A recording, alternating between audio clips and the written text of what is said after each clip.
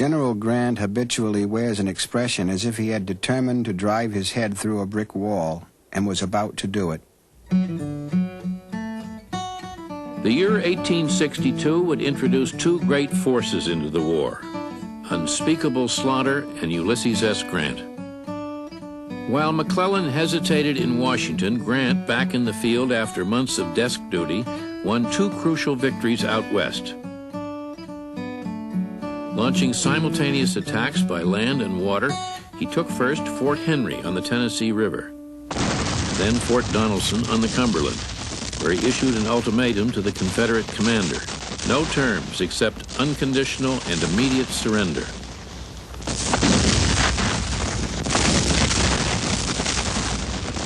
The Tennessee and Cumberland rivers were now in Union hands. The Confederates had been driven from Kentucky.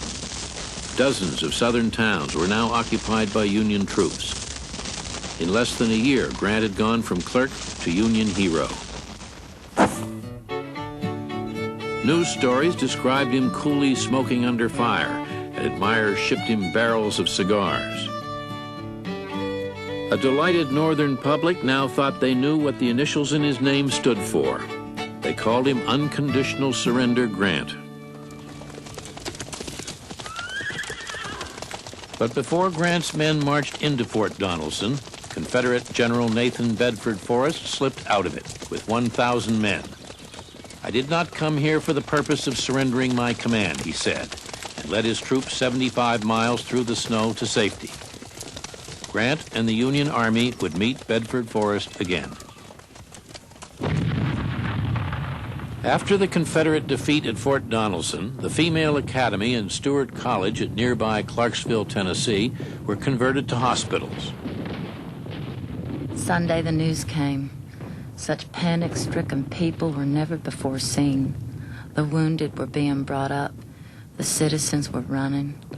There were already 2 hospitals here which were filled with the sick, and they, poor fellas, were crawling out from every piece, walking, going on horseback, in wagons.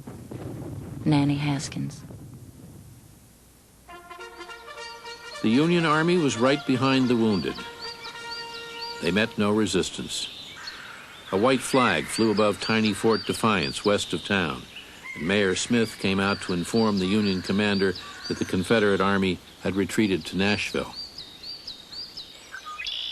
Farmer John Barker wrote in his diary that there were nothing but Lincolnites throughout the county.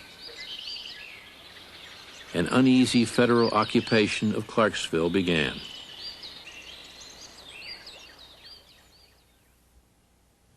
Early in the war, a Union squad closed in on a single ragged Confederate, and he obviously didn't own any slaves. He couldn't have much interest in the Constitution or anything else. He said, "What are you fighting for anyhow?" they asked him. And he said, "I'm fighting because you're down here," which was a pretty satisfactory answer.